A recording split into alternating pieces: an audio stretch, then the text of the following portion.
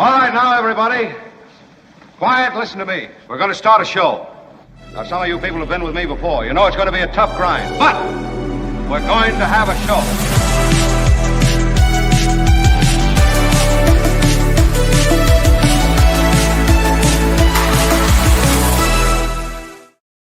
And hello, all. It's our Thursday show, and the Thursday recorded audience, again, one of my favorites. Top 5, for sure. Albert joins us today. He's back from his other job. You know, Tony was not here last couple of days, Albert, and we could have used you. But when we put the bat beam up to you, you rebuffed us. You said, I can't do it. I wasn't party to the actual conversation. I don't even know what your excuse was. Probably your other job? That would be correct, yes. Yeah, all right. Albert, thank you. Yeah. Very busy. Well, I guess, you know, we all need a couple of jobs in today's America. I'm bad. I'm sorry. The job you love and the job you need. And which one is this, Albert? What? Listen, we need Albert. There's so never been anything like this. Drive him away. That'd be great. I am leaving that question out there. To me, it's obvious. I mean, I would think that this is the job you love. That's pure speculation. I don't know. But maybe it's the job you need and the other is the job you love. How do you know?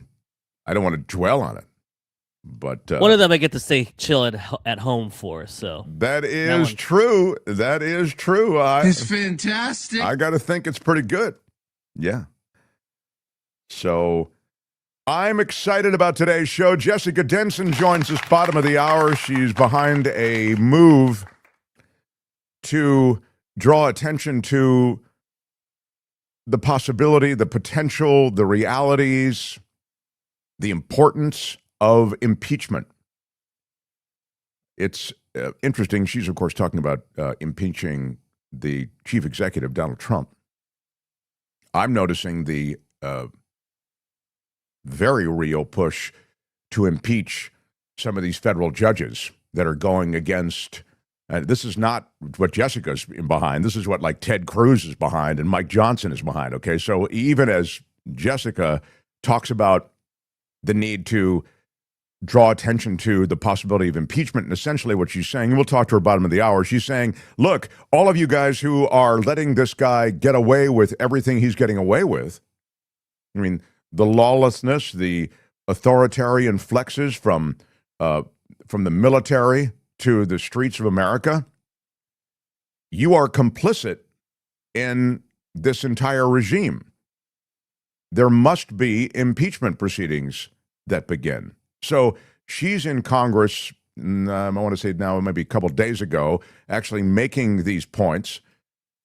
And she'll be here today to talk to us about that and more. But what I'm talking about is the quite extraordinary push that Mike Johnson, as I say, and Ted Cruz and a couple of others on the GOP side are behind, which is to, well, frankly, get rid of those judges that have ruled against this Trump administration.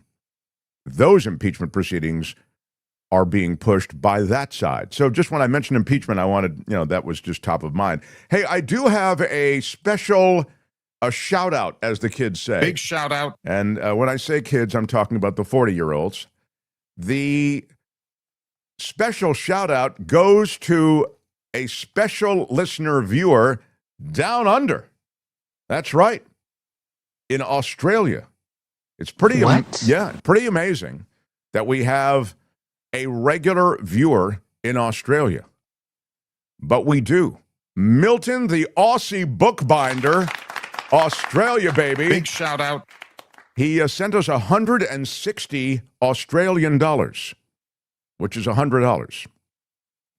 And he is regularly watching. Now, I think it's like 5 a.m. there or 4 a.m. What time is it there?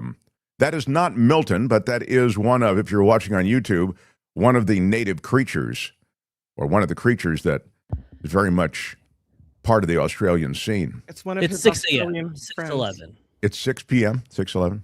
Oh, 6 There- a.m. 6 a.m. 6 a.m. Okay, sorry. He's Milton with us. Watkins, master bookbinder, Yeah. and there he is live now in the chat. Let's see if this really works. Big shout out. Big shout out. Again, that's a koala. And a lot of love for Milton. And I was going to show you, because he sent me an email kind of describing what he does, because he's a bookbinder, which is sort of an interesting, I would say, kind of esoteric craft.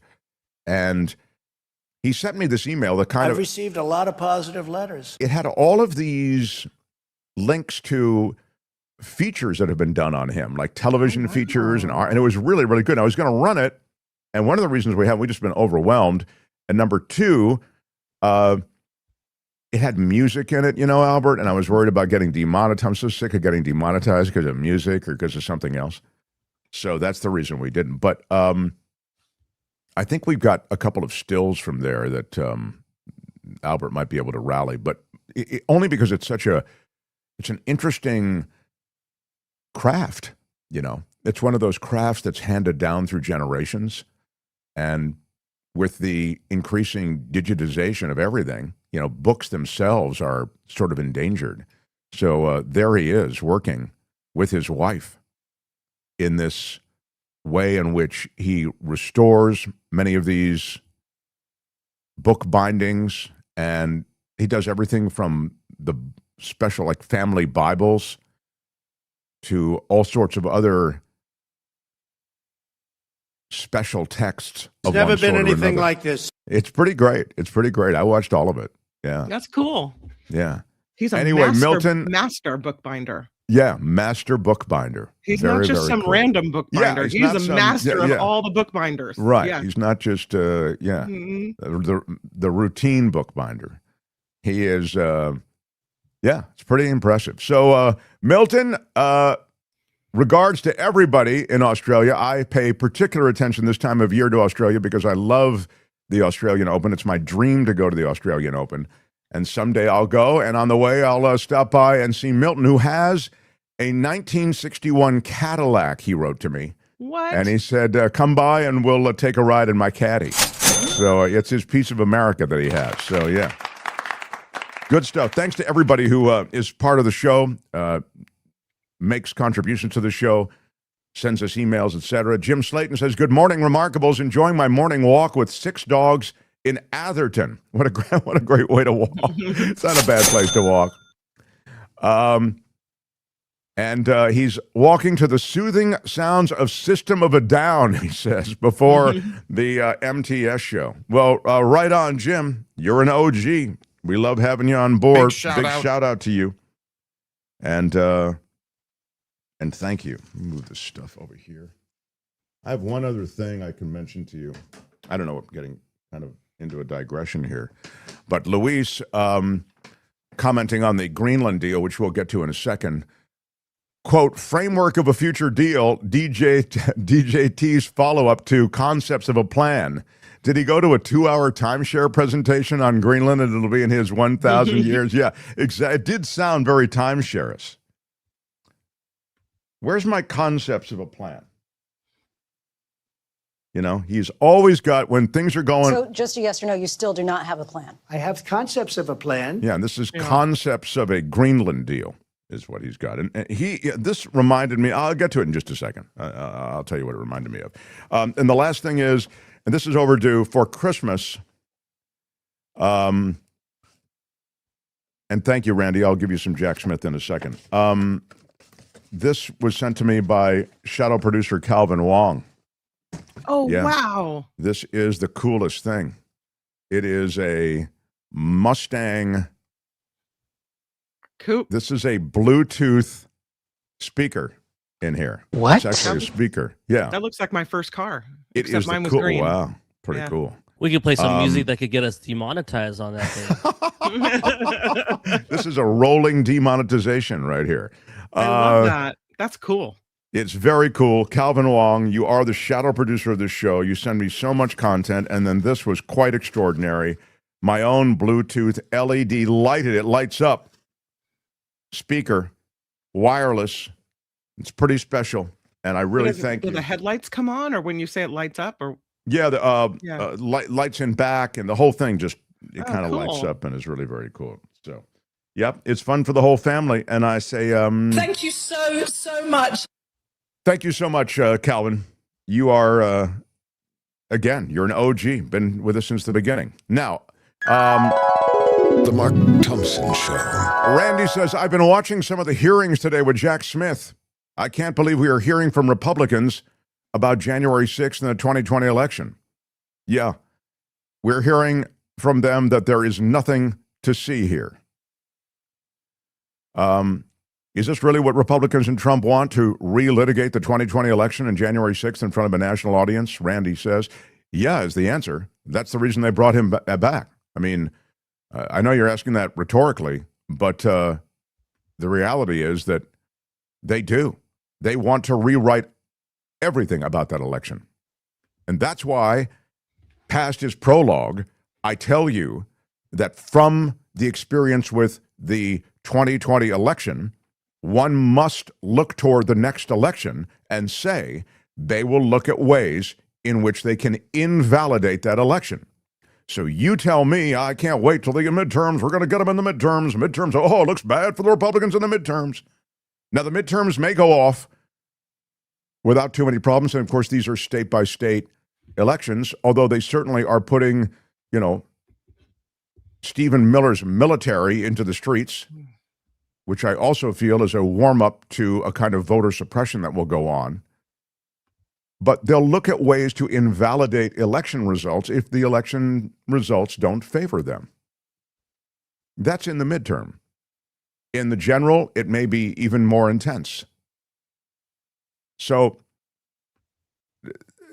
when you look at 2020 and you look at what's being said today on Capitol Hill about time they hauled Jack Smith in, I think you have to keep that in mind. Keep in mind what it might indicate and reflect as their blueprint and strategies moving forward.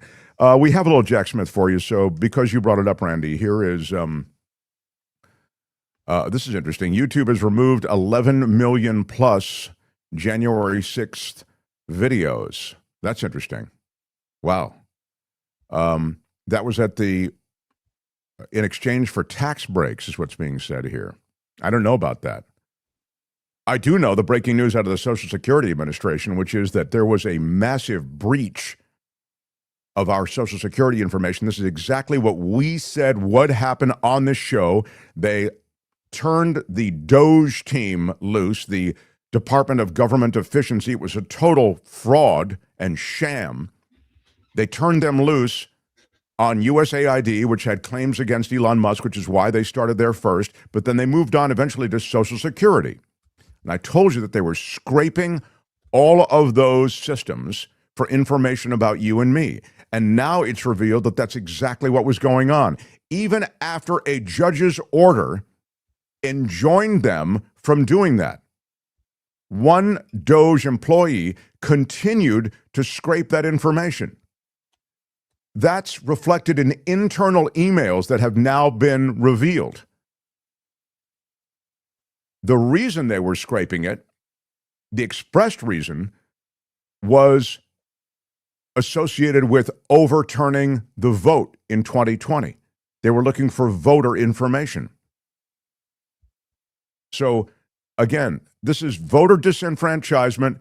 This is a violation of your private information. By the way, all that stuff was stored on a system that isn't a government system. We have no way of knowing if our stuff is still out there, what stuff is out there. And as I told you again at the time, I hate to get, but I mean, I feel like I've been beating this drum and crying in the night. These guys are not vetted. They're not given any sort of official clearance in terms of a background check. They're just turned loose with Elon Musk. Some 20-year-old who wants to grow up to be a tech bro is there with Musk. That's exactly who did this. It's an outrage, and we really have to hold people to account. The entire DOGE construct was a complete invention of the new president, Donald Trump.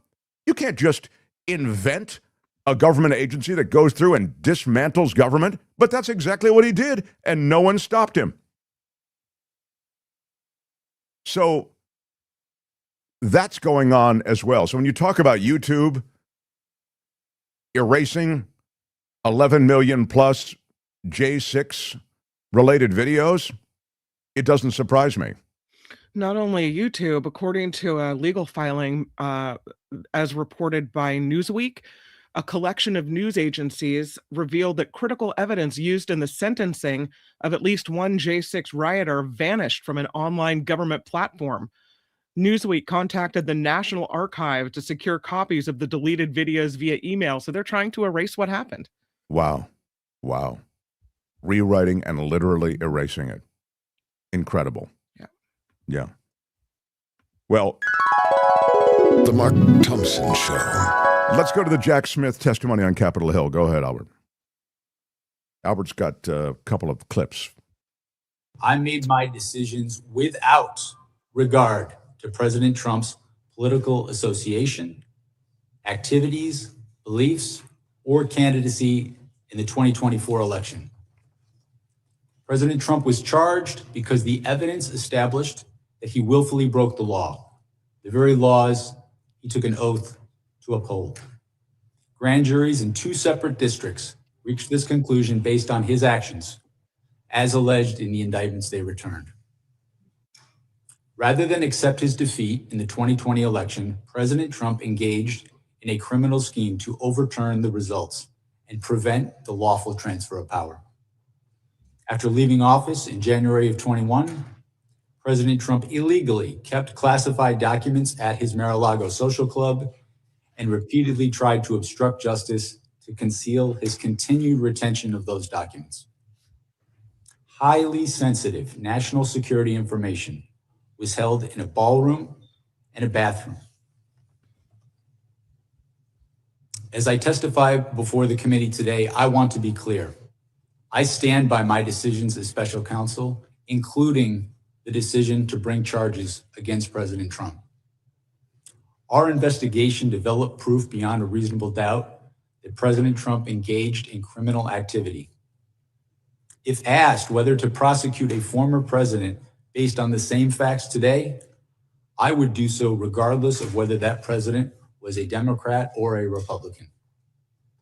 No one should be above the law in this country, and the law required that he be held to account. So that is what I did.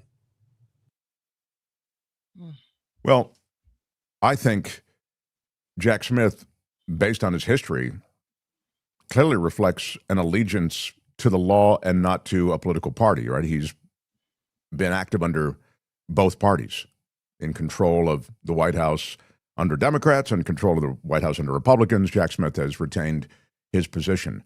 This is an extraordinary thing because it's an extraordinary case. You have a president who tried to overturn the results of an election and stole top secret military documents and kept them, as noted there, in a bathroom, in a ballroom, in a bedroom, in an unsecure office, in a closet. Play me a little bit more, if you will. This is the questioning that went on. This is Deborah Ross, the congressperson from North Carolina. Still insist that Trump had no role in the violence. In videos of the raging battle against our brave Capitol Police officers, many rioters were screaming things like, "We were invited here by the president." Mr. Smith, did your investigation uncover evidence that some of the rioters had gone to the Capitol because they really believed the president had invited them there? There were, I believe there's video of rioters saying, in fact, that, and as we pled in the indictment, the knowing lies that Donald Trump put out in the weeks leading up to that led to a level of distrust, and he ultimately knew that the crowd at the Capitol, or at the Ellipse, I should say, was angry before he told them to march toward the Capitol. And we've seen report after report of rioters who have said that if Donald Trump had not convinced them that the election had been stolen, they might not have even come to Washington. I'm going to share some quotes from some of those rioters. I believed I was following up on the instructions of former President Trump, one rioter said about going to the Capitol. I marched to the U.S. Capitol because President Trump said to do so, another said. He personally asked for me to come that day, said another. Can you give us a few examples of Trump's rhetoric and language that inspired people to go to the Capitol believing that they were going on the president's direct order?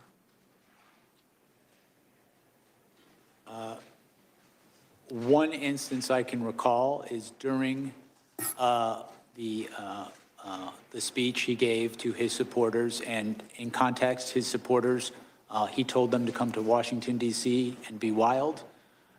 He was on notice that they were angry, and he told that crowd, we can't let this happen.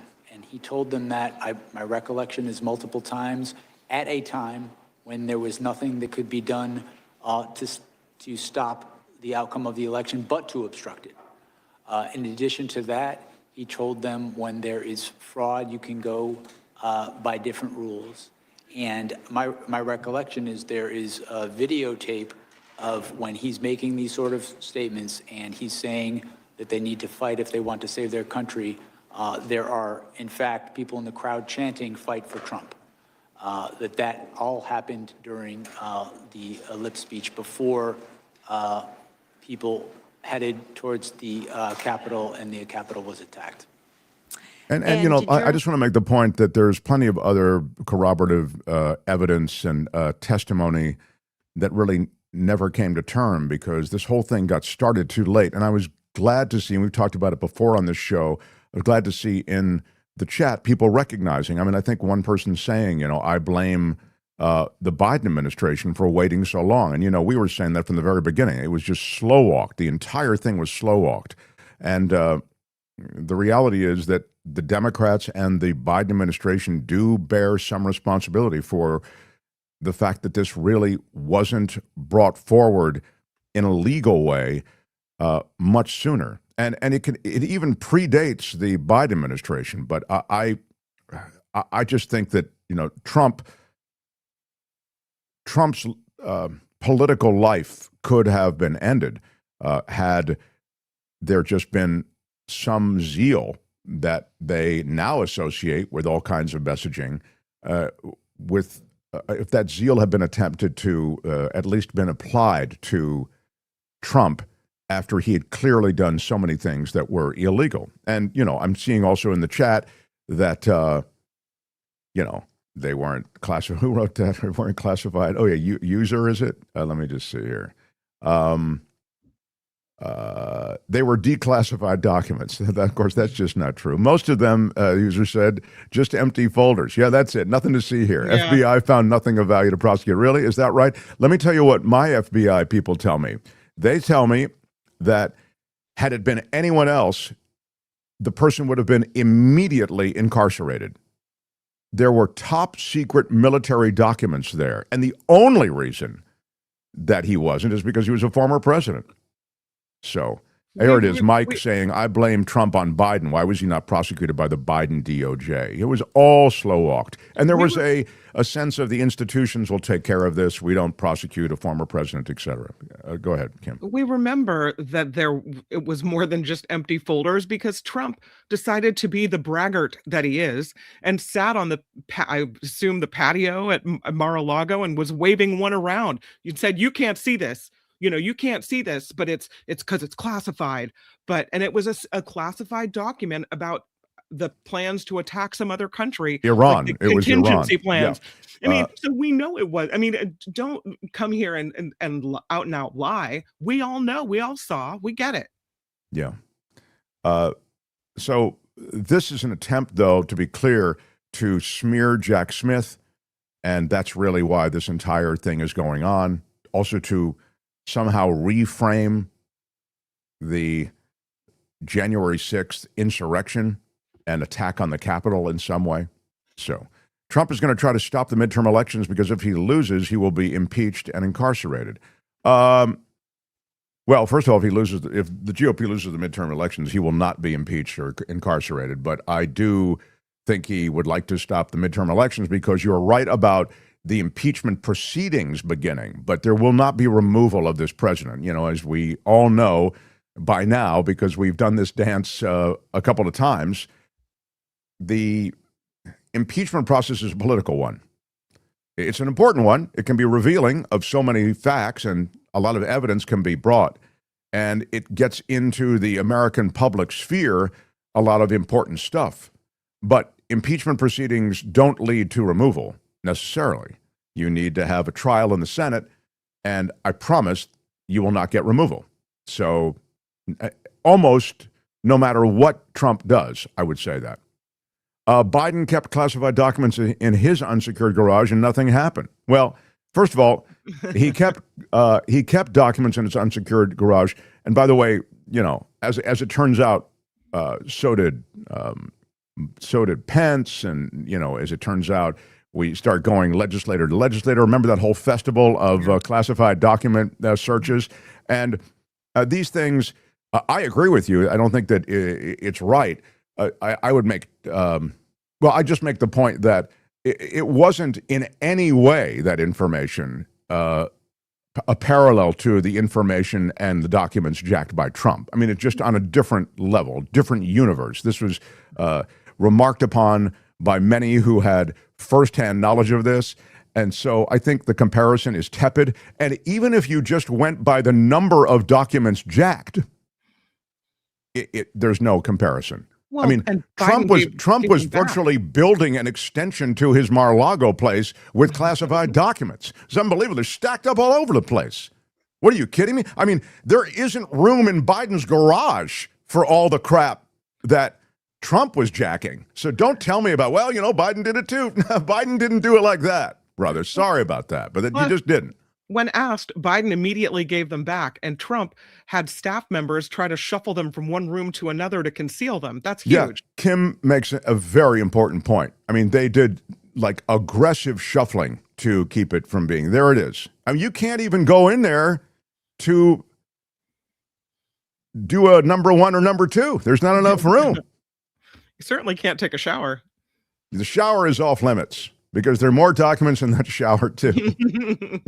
And there it is in the ballroom. I mean, come on, man. I mean, I have to say, if you're defending this, you got to look yourself in the mirror and go, man, I'm just a hack. I'm really a hack. Why don't you just concede it? It was wrong. It was wrong, it was stupid, and you're trying to be a better person. It was wrong, it was stupid, and I'm trying to be a better person. Yeah, that's what you should say. User who was in the chat with us earlier, I want a full tubing from you. It was wrong, it was stupid, and I'm trying to be a better person. Yeah. And then you can come back in and you can stir up more trouble about other stuff. But on this one, you gotta tap out, man. You gotta tap out. So, Agent Kitty Feet says Trump uses the Constitution as toilet paper. He had these documents as backup for when he ran out. Mm-hmm. I do think the document case, as you know, I've said this to David Katz many times, was a missed opportunity because had it not ended up in a Florida court with that concierge judge down there who basically parked it, I think it really would have cut through because it's such an easy case to understand. It's such an easy thing to understand.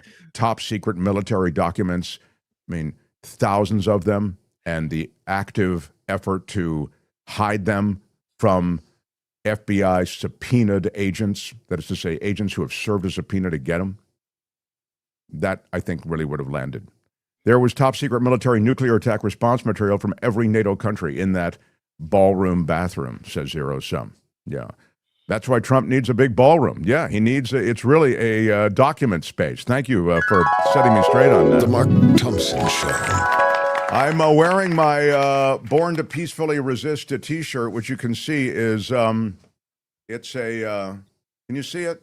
Yeah, it looks good. Albert, I like the sunshine. Cam, you see it? Yeah. Yeah, I like good. it. It's kind of got a 60s, 70s kind of, It looks like you're ready to hop into your VW bug smokers at. Thank head you. to a protest. It has a hate Ashbury. Yeah. So in this, still in the shadow of Bob Weir passing away. Yeah. If you want to get something like it, you can also get a Born to Peacefully Protest shirt. We've got them in long sleeve, short sleeve, a Born to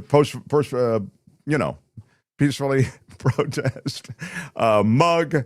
I'm actually drinking from the Born to Peacefully, it just says Peacefully Resist, I think is all it says. Peacefully Resist mug with our logo tastefully on the backside. Get them at getmarkmerch.com. Yeah, getmarkmerch.com. Make love, not fascism. Project 1984.5 as we continue to wade through Orwellian times. Go nuts. Getmarkmerch.com. The Mark Thompson Show. Jessica Denson coming up. Before I get to her, I want to talk about the ridiculousness that is Trump spinning the Greenland deal. So he spoke to Maria Bartiromo, I believe. She'll fly anywhere to suck up to Donald Trump, and here is a little bit of her conversation with him. Mr. President, thank you so much for talking with us today. Thank you. You have talked about this framework, the beginning of a framework. They're in Davos, with the NATO secretary back. Can you tell us anything about that? Does this ultimately mean that the U.S. will ultimately acquire Greenland? Yeah. Well, I don't know if I can say that, but it could be. I mean, it's possible. Anything's possible. But in the meantime, we're getting everything we wanted, total security, total access to everything, have as many bases, have all the equipment that we want. And very importantly, we're building the Golden Dome, we call it. It was called the Iron Dome. Somehow the Golden Dome sounded a little bit better, but we have a technology that's second to none. You saw what we did with Israel, and that's our genius that did that. And it's amazing. It's just, it's foolproof, and we're going to be building it, and it works much better when we have access to Greenland. Just covers more territory, covers it more accurately. Missiles will be more accurate by having it. It's very important strategically as a piece, and we will have everything we want. We're getting everything. All right, stop for just a second. This is, as you know, it's all Trump spin. Even the technology associated with the Iron Dome, Golden Dome, whatever you want to call it, it is something of a pie in the sky. It also is something that is adjacent to and part of a lot of the Trump grift. There are a lot of handouts associated with the dome and the dome building. But what you're hearing now is from a guy who's really just spinning sunshine right now. He's trying to backpedal from the extreme position that he took, which is that we're going to take Greenland one way or another. And now you're hearing a very different story from Donald Trump, but he's packaging it in the I got what I wanted because I just had to talk tough and demand it. And the NATO allies stepped up. As you know, the Danes weren't even part of any conversation. This is literally him recharacterizing a conversation that he had with the heads of NATO and Mark Rutte, who he gets along with, right? I played you some Mark Rutte yesterday. And I equate it to a little of what Kash Patel and Dan Bongino and Pam Bondi all realized when they looked at the Epstein files. When they finally got to government after complaining about the Epstein files being suppressed, Kash Patel, it's right in the power of the FBI, just release them. Excuse me. When they got there to government, Patel, Bongino, Bondi, they all of a sudden realized, oh no, the Epstein files implicate all of these people. They implicate an international syndicate, the tentacles of which extend into areas we cannot let the public know about. And these cannot be in the public sphere. And so all of a sudden you heard them totally reverse field and say, there's just nothing here. There are no other victims than, Jeffrey Epstein, who was just horrible, et cetera. And that's kind of what Trump is doing here. He's saying we've got to have Greenland for all of these reasons, security. I didn't get the Nobel Prize from Norway, and somehow I'm taking that out on Greenlanders, whatever. It was his jihad. And then all of a sudden, the Europeans stood up to him. The stock market dropped. Many said to him, you can't do this. without blasting apart the alliance in an instant and creating a huge catastrophe diplomatically, militarily, and economically. And so now he goes on and says, you know what? I'm really happy. We got the concepts of what I wanted. Yeah, well, I mean, we're working it all out, but these guys have come around and I'm really impressed. And it's just spin. So he'll take the victory lap because nobody takes a victory lap like Trump, but it's just spin. So we'll talk more about it. Now, I'm seeing from Jessica that she can't get into, she's saying, email me the link. Did you do that, Kim? Is Kim listening anymore? Yeah, I was working on it. I sent it last night, and then I sent another one about 5 minutes ago, and then I just sent one again. All right, those are 3 links, so that should be enough to get her through. I don't know. I hope the Albert is being blamed for the fact that Jessica didn't get the link. I also just sent a link right now. Also. Albert is covering your ass on this one. But smashed it with your iron rod. Albert is smashing it with his iron rod. And Albert, thank you. Albert, thank you. Even as we blame you, Albert, we thank you, Albert. And Kim, how are you? I want you to hit the Jessica Denson is coming up. We are getting her the necessary materials. I'll tell you what this does allow me to do is to have a cup of the greatest coffee on earth. Don't mind if I do. In my Peacefully Resist mug. Peacefully Resist mug, again, as I say, is at getmarkmerch.com. This is the Coachella Valley coffee. I went with a sunrise. There it is, the sunrise blend. Yeah. And so I encourage you to check it out. But there are tasting profiles under all the different coffees. They are hand roasted. In fact, I was pinging Cliff back and forth last night because I want to send a pound of coffee to Michael Shore and to Mo Kelly to join. And he was asking, he said, I'm just roasting it now. I'm roasting it tomorrow. Then it'll be packaged immediately. And I'm thinking that's the kind of boutique roastery it is. So when you order stuff, you're not getting beans that have been swept up off a warehouse floor somewhere and put into bags, which is sometimes literally what you're getting with these discounted beans on the internet. This is a boutique roastery, hand roasted, and everything is curated with tremendous care. So check them out, CoachellaValleyCoffee.com. They're sponsors of the show. We love them, and you get 10% off everything, coffee, teas, spices, and everything on the site.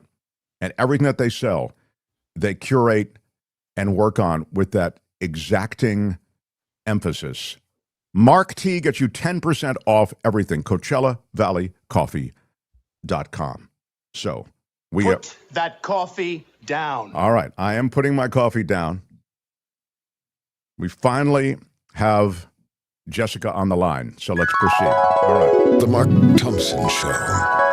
Jessica, you don't know this about us, but we are all about blame on this show. Yeah, and this is kind of what the American culture has come around to. We have to blame somebody for everything. So I need to know, and then I will introduce you formally.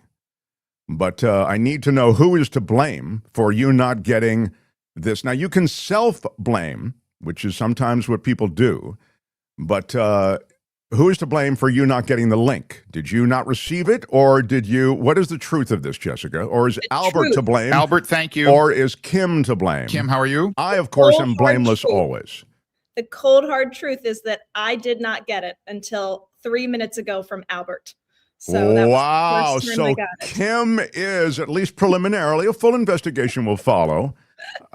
Jessica throwing me under the bus. It hurts. Wow, It hurts. that is. I blame you. I believe that Kim sent it somewhere into the ether and it never reached me. I think Kim tried her best. Yes. She has a lot of stuff going on. I blame you. And she blames me. But anyway, now, without any further delay, Jessica Denson is an incredible story because Jessica is someone who actually was in the belly of the beast. The belly of the Trump administration beast is where Jessica worked. And then I really think, like so many, there was a watershed moment We can revisit it, although I know you've visited many times. But after that watershed moment, Jessica thought this has to be stopped. I mean, this is what's going on here is horrifying. And now Jessica's taken it to another level. She's just come back, I think, from Washington, where she was pressing a conversation and a protest and indeed a public support for, and it's growing, impeachment. Please welcome Jessica Denson now. So tell me what most recently, this effort to impeach, this is a growing effort that you've had underway for some time, and it is getting some momentum and some visibility. Yeah, I mean, do we all agree that this criminal regime needs to go? I think we're all on the same page with this. And the one way that the Constitution mandates that is Article 2, Section 4.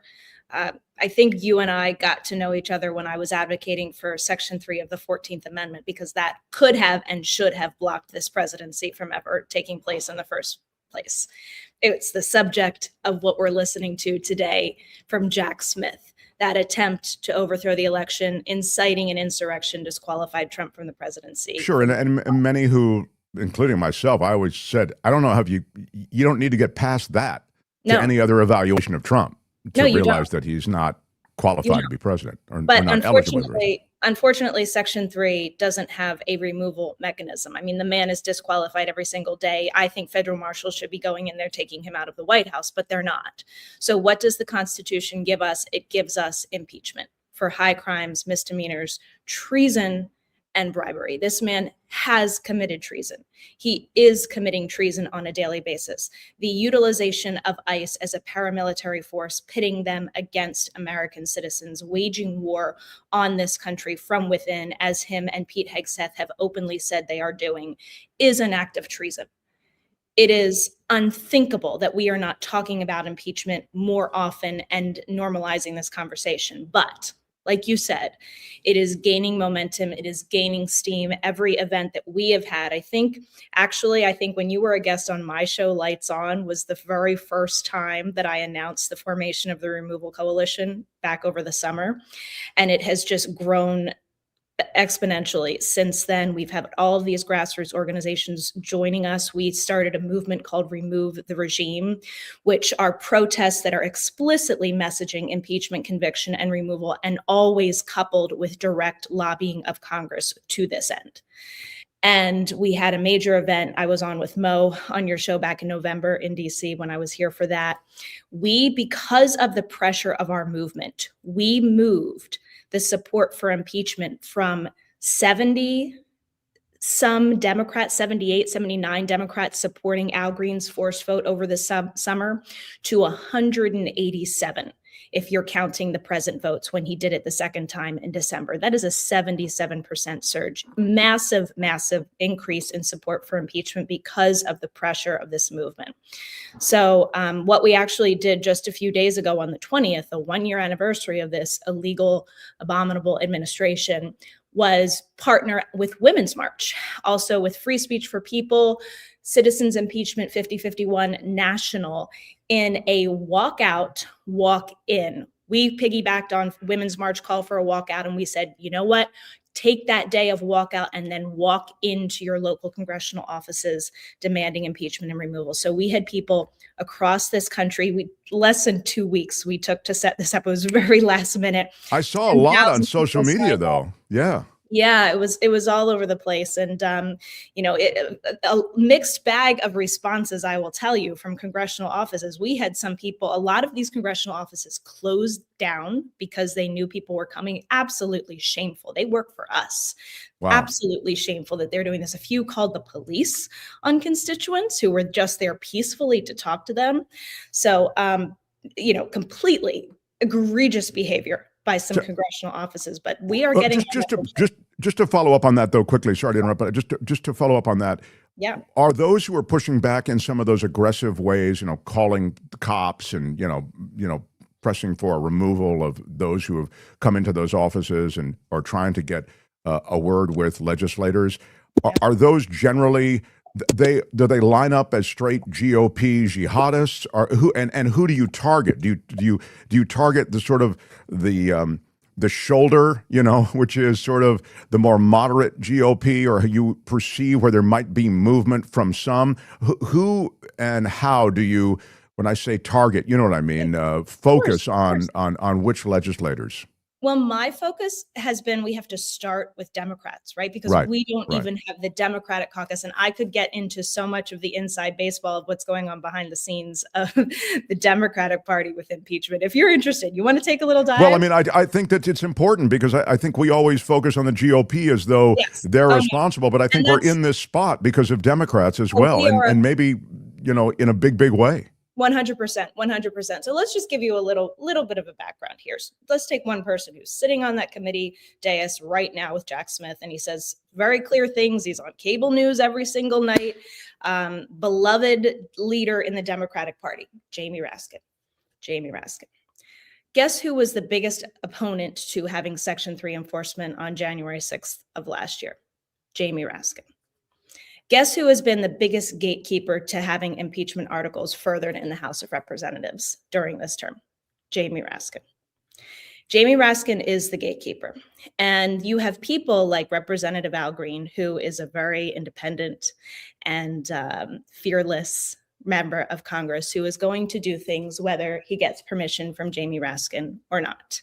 Right. But much of the caucus has taken the lead of Jamie Raskin. And this is their line, Mark. This is so counterintuitive, but their line has been that pushing impeachment before the midterms is going to somehow make their more moderate members vulnerable, when it could not be further from the truth. This country is hungering and thirsting for fighters. The Democratic Party is having a very, very hard time raising money right now, because of the perception that they just do not have the spine and the will to fight back against this breakneck pace of criminality that we have. Jessica, what is the reason that's articulated anyway by Raskin as to why he feels it's a bad idea? Simply because he thinks politically it's going to imperil too many of those Democrats who will be associated with some kind of sort of radical governmental move to remove a president? Mostly it's that it would imperil the vulnerable moderate members in midterms. Now, let me just play this all out for you. Yeah, Just I'm sorry. Go ahead. I wondered. Indulge me for a moment. So back over the summer, Jamie Raskin votes to table Al Green's article of impeachment. Okay, unthinkable. That was for the illegal strike on Iran, by the way. Jamie Raskin votes to table it. A lot of those members that vote to table it got a lot of heat, and not in small part because of my movement and my show Lights On, because we expose them, we give names, we make sure that the pressure is applied. And that's why it's so important for these votes to be forced, for these names to be put on the record. And you've seen other impeachment efforts more recently where votes are not forced, and I would consider those performative. Unless you're forcing votes, this is not a serious action. So Jamie Raskin votes to table over the summer. He sees a lot of pressure from us. There is an impeachment petition at impeachtrumpagain.org that from our partner, Free Speech for People. It's gotten over 1 million signatures. We showed up over the summer delivering those impeachment signatures to Jamie Raskin's chief of staff. Okay, had social media that had millions and millions of views surrounding that visit. They are obviously getting the heat from their constituents and from the American people. So fast forward to December, when Representative Al Green forces that second vote, which this time is about Donald Trump's threats to execute Democratic members of Congress, Jamie Raskin votes in favor of it, votes against tabling it. Because how can he possibly continue to take this position publicly that he's against impeachment? He's seeing the public pressure. But yet, he still goes on Chris Hayes that night, I believe it is, and calls what Al Green did performative. I will tell you, my friends, there is absolutely nothing performative. If there is any member of Congress that is taking action right now that is not performative, it is Al Green. This is the way we get out this lawless, murderous regime, is impeachment. And you have to move the needle by forcing the votes and putting people on the record. So Jamie Raskin votes in favor of it, but still very tepid, still not fully behind it. And now you've seen over this past couple of weeks, these impeachment filed of Kristi Noem. Okay. Who files the impeachment of Kristi Noem? Robin Kelly, running for Senate in Illinois. Okay. And a lot of these are tied to campaign runs. And there's sometimes, I think some of the past ones have been 15 minutes of fame sort of things. I do think they've been very performative. And a lot of times you see people that are running will do this. So Robin Kelly files. She gets like 80 co-sponsors. Okay. Vast support for impeaching Noem. And then you have Representative Delia Ramirez of Illinois, okay, coming out. You like I said, inside baseball, if you're paying close attention here, you will see that Delia Ramirez is really upset that Robin Kelly is getting credit for the Noem impeachment, okay? Because Delia Ramirez has been talking about impeaching Noem for months. But guess what Delia Ramirez did that really bit her in the you-know-what? She waited for permission from Jamie Raskin. She was waiting for the green light from Jamie Raskin to say, I bless these impeachment efforts as head of the Judiciary Committee, and you can go ahead and do this. And now she's like in a competition, which is actually not a bad thing. These people should be in competition to take stronger action on impeachment with Robin Kelly and all those co-sponsors. And she wants credit for having led this fight to impeach Noem. Well, it also gets out in the public discourse more. I mean, I like any conversation about the lawlessness with which all of this is going on in this administration, be it ICE or be it Venezuela or whatever. Yes. But what this all tells you, I mean, if you zoom out, it tells you, look at these people. They're now competing for credit on impeachment efforts. That tells you how broadly popular, how much public support there is for it. And I want your viewers to know, and I want everybody to know across this country, that anything that they are telling you, including Delia Ramirez is trying to do this, which is not true, anything that anybody is telling you about the procedure that has to take place with impeachment, with hearings or investigations or drawn out processes, is not true. None of this is mandated by the Constitution. Impeachment is a political process. In ways, it follows the procedure of a courtroom and a trial, but those are not mandated. The Constitution doesn't mandate any of that. We have someone who, like I said, is breaking the law at a breakneck pace, murdering American citizens. We do not have to draw out an investigation. We can force votes immediately. We can act like this. If Delia Ramirez wants to get some points and wants to get some real credit, I have an idea for you, Delia Ramirez. Invoke Rule 9 on the floor of the House on those articles of impeachment filed by your colleague, Robin Kelly. That will get you some attention. That will move the needle. That will tell the American people that you are serious about impeaching and removing Kristi Noem. So one of the things that is important, I would think, in terms of the impeachment push is that you focus on the right issue, because as you've said, he's serving up impeachment-worthy violations of his oath, of every bit of what had been American decency. He serves it up every hour. Every day. Yep. So the idea that you go after Kristi Noem is a real good one, because even those who are tacitly okay with Trump, and it's, I think the polling it's still sadly so strongly. There's a new poll out. Republicans are still by like about 85%. As far as ICE is concerned, even they're okay with it. But it's clearly the thing that is, I would say, it causes most Americans to recoil as you see these scenes on the streets perpetrated by ICE, as you see mothers, kids. We're going to run a video a little bit later. This poor child is ambushed in his own garage with his father and taken away, and now he's at a detention center in Texas about 1,000 miles from his home, and his older brother comes home from school, and there's no dad and there's no little brother. It's heartbreaking, the whole thing. The little kid is taken with it, wearing his little hat. So I guess what I'm trying to say, it's against that backdrop, I think, that you really do have some political momentum and some popular momentum to go after this issue. And so I really love that you've put Kristi Noem on the griddle in this way, because I think it's not a winner for them. It's not going to be a net winner for them. No, it's not. It's not. But these efforts have to be serious. I'm going to address one of your viewers. They said Jessica is the problem. She's the reason Dems lose time and time again.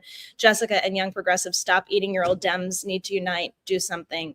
They just, their disarray is why they lose. Okay, first of all, I don't believe Trump won the 2024 election. So I actually think that in spite of some very, very clear differences I had with Harris, particularly on Gaza, that she actually won that election. And Mark and I have had this conversation. Both of us have been some of the few to have this conversation seriously without being afraid of being gaslit into being called election deniers. Well, the swing state votes are super suspect. So please go but ahead. the other thing is, listen, just think about where we are right now. Okay, where we are and what you that horror you're talking about. I'm thinking about the story of the sophomore in high school who was beaten by ICE agents. They're talking right now about phone records of these poor senators and representatives being taken.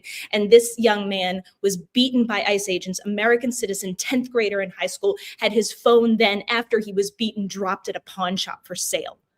Okay, talk about a violation of rights. This is unthinkable. But just to go back to your viewer's comment, I want you to think about why we are in this position right now. Think about what happened in the Biden administration when so many people were waiting and not taking action on prosecuting Trump sooner, okay? Jack Smith came along and he was great, but he was damn late, okay? The Biden administration and Merrick Garland needed to initiate that long ago. We have to hold especially our allies in this fight, if they are our allies, to a higher standard, because just getting along and having unity for the sake of a false sense of peace and unity is killing us. It is literally killing us. If those people that say they are pro-democracy and on our side and for the salvation of this republic that so many people have sacrificed and died for, are really on our side, then we need to hold them to the highest standard right now. They need to be extremely aggressive, more aggressive than Trump is with their illegality. They have to be with their constitutionality and their relentless fight to get this man out of office. That's not divisive. That is the one thing that will save this country and literally save our lives, because this administration is murdering and torturing people to death. I also feel that you have to build coalitions. This is how it works in Congress.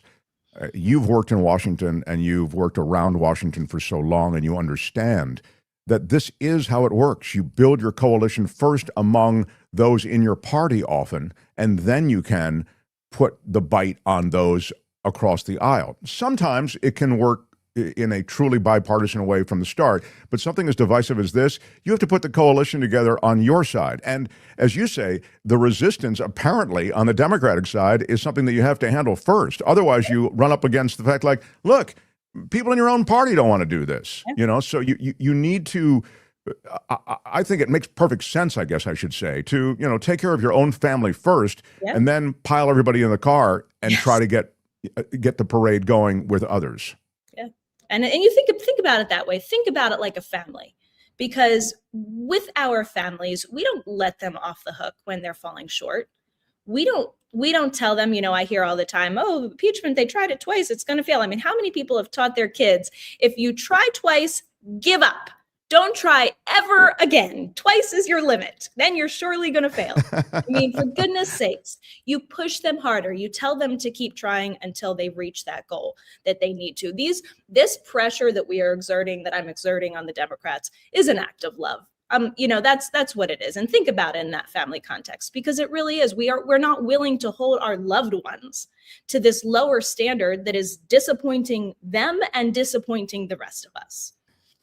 And so I think it also, because we had this conversation actually before you got here, I made the same point but I've made it a jillion times on the show about Merrick Garland slow walking everything, and the Biden administration, even the appointment of Merrick Garland, I thought was just a tepid move. So you can start as far back in the origin story as you want, but you get to the same place, which is that everything just was deliberately taking too long. I mean, and deliberately is a very important part of this entire narrative. But I also think it's very important that the impeachment proceedings move on even if you can't get removal. Removal is a high bar. I think it is too high a bar. But that doesn't mean that those things exposed as evidence in an impeachment proceeding aren't very much going to seize the narrative. And that's all very important. It gets out into the public discourse in a way that it wouldn't otherwise. Absolutely. It's all narrative. It's all pressure. I mean, that's what is so frustrating when you hear anybody say we don't have the votes. I'm like, what are you in? Are you a politician? Because last I checked, your role as a politician was to get the votes, was to move popular opinion and public thought and be an actual leader. I mean, these people that are supposed to be leaders, so few of them are actually leaders. That's the whole point, is to move the narrative. That's why, in spite of the fact that I don't think Trump won this election, he is obviously successful at hijacking, oh my God, hijacking a friggin' narrative. Exactly. And just getting the world to go along with whatever he's the a hell marketing he guy. wants. He's a yes. Yeah. So Democrats have to get so much better at this. And yeah, impeachment is an excellent way. An excellent way. Can you? And this is why I say this all the time. You know, you're talking about me starting with the Democrats. If the Democrats were all aligned on impeachment, the media would have to be talking about those efforts. The media would have to be talking about what the entire Democratic Party was moving to impeach and remove Trump for, and all of that evidence that you're talking about. Beware reminds us, because apparently somebody was giving you static, Jessica is one of the more courageous ex-MAGA I've listened to. You can tell she has anxiety, but she persists. Boy, I don't notice any anxiety, but all right. A bravery is not to be scared. It is to be scared. It's to be scared and do the right thing anyway. In other words, well, Beware says, look, it's a frightening process, but you apparently handle it aggressively. And Scott asks a good question, which is, yes, Dems got to make noise. Jessica, how do you get the 18 to 30-year-olds to vote Dem? I feel like you have a line into that demo, but maybe that's just from where I sit. I feel like you have some appeal there. Well, thanks. I mean, what do I say? I mean, are the 18 to 30-year-old, maybe I'll put it this way, are the 18 to 30-year-olds, are you getting some traction in that demographic, or do you find them checking out, or where is that demographic, the younger demographic? I don't know. I think it's a mixed bag. I think we always feel like we want more younger people, right? I mean, I was lobbying Congress with a 22-year-old the other day. So there's some amazing Gen Z people in this movement that are showing up with us consistently. And in this fight, we have some incredible Gen Z candidates like Katz in Chicago. She's just one name. There's many, many more. So I think there's a lot of energy there. I think that demographic is really perceptive to bullshit. And that kind of just goes right back to my whole point here, is that you can't sorry, people see a fighter and they see lip service and they know the difference. And whether we're talking about 18 to 30-year-olds or really anybody, but I do think that particular demographic is not stupid.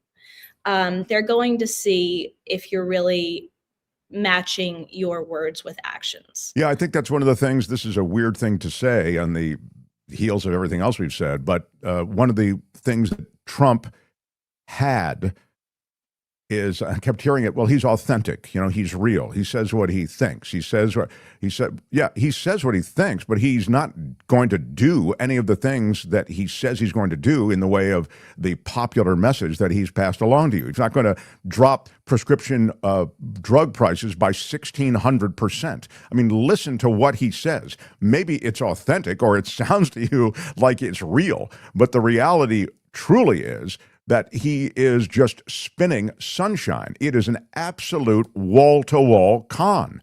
And now to see this despotism rise in the ways that we have never seen in our lifetime on the American streets, where they're pulling people out of cars, they're pulling people off of their jobs, they are knocking on doors and pulling people out of their homes. This has been justified now without a warrant. This is a personal military that this administration has, and they have as their cornerstone a kind of grotesque brutality that we have never seen in America. Yeah, it's unthinkable. And that's why, I see some of the comments like, why are we going to do this if it doesn't succeed, if we have 0 votes in the Senate? We have to start somewhere. This is unthinkable what we're living through right now. They are promoting, like you said, the brutality. Donald Trump is promoting the ICE agents that engage in the most violent behavior against people. This is Nazi Germany a la 2026 in the United States. I mean, if there is any parallel that we could draw, it's happening here. And I've seen there's a lot of commentary out there about how in that time, and I know we're obviously in a very different period in history, but things felt relatively normal. In our lives every day, we went about our normal course of business. We went on dates, we got married, we went to the movies. We had generally normal feelings about our lives. And yet they were driving into unthinkable atrocities. Yeah, you're right. It's sort of the banality of evil. It's the I don't think there's, I guess my point is we have to use what we've got.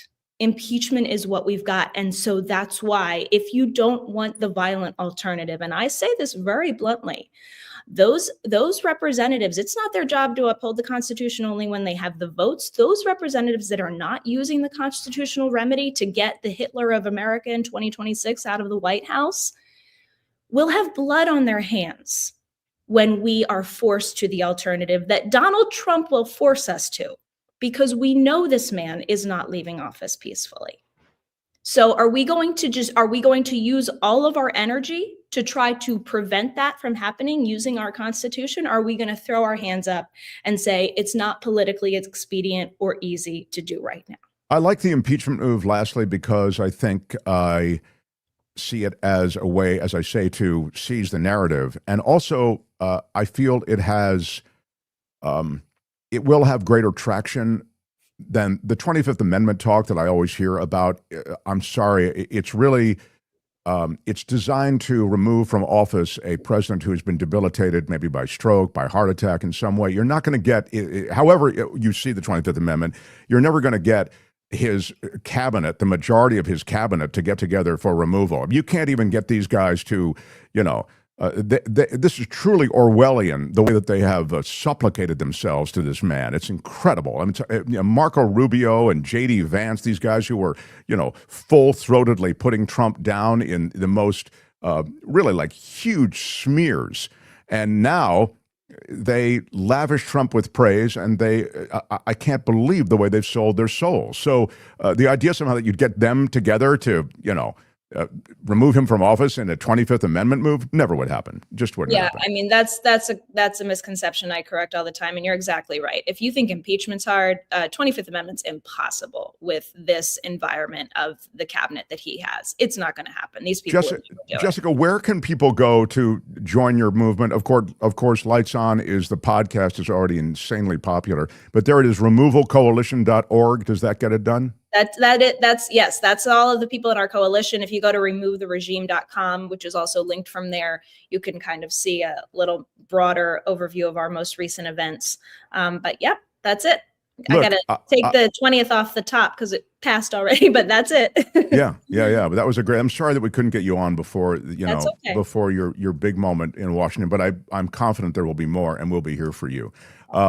Congress, this is on you. Impeach, Convict, Remove is there on her splash page, removalcoalition.org. And Jessica's podcast, once again, is the Lights On podcast. We are a big supporter, and we continue to support. And please come visit again, Jessica Denson. Thank you so much, Mark. Thank you for always being an ally in this fight. I really appreciate it. We'll talk soon. Jessica Denson. They are kissing my ass. Yeah, I don't think so. I think that they're cracking back against Trump. The latest polling actually is not so favorable to Donald Trump. New York Times poll is grim for him. but he still has his party. So the party that's closed ranks around him, the GOP, they're still there in a big way. The Mark Thompson Show. I want to get to David Katz, and before I do get to the distinguished counselor, I want to recognize our latest sponsor, brand new. I love Zellman's. Courtney and I have, we road tested Zellman's for a month before we brought them on the air with us because we want to make sure that the product actually works before we, brought it to you. And so these, and I've got them with me all the time now. I've got them in my pocket.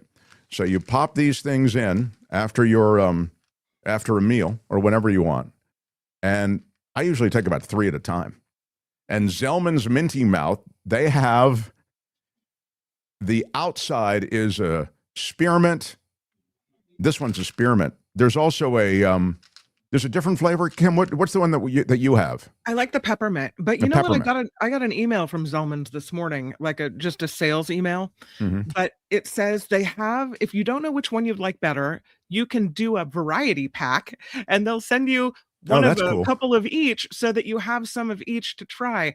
So Courtney likes the spearmint. I like the peppermint. The peppermint's a little more bold.